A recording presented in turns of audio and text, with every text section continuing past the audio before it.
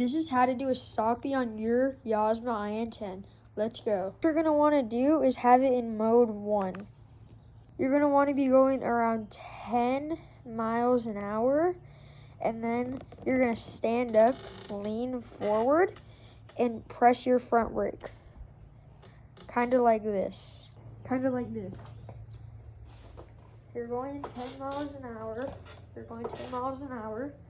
Then you're going to want to lean forward and press your front brake. And that should let you do a stopie on your Yozma IN10. Now let me show you.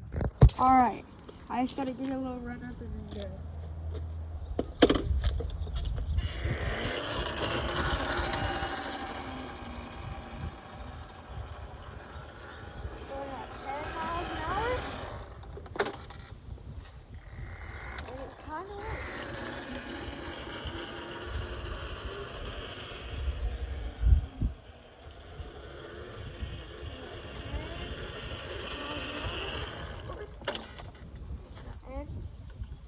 Yeah.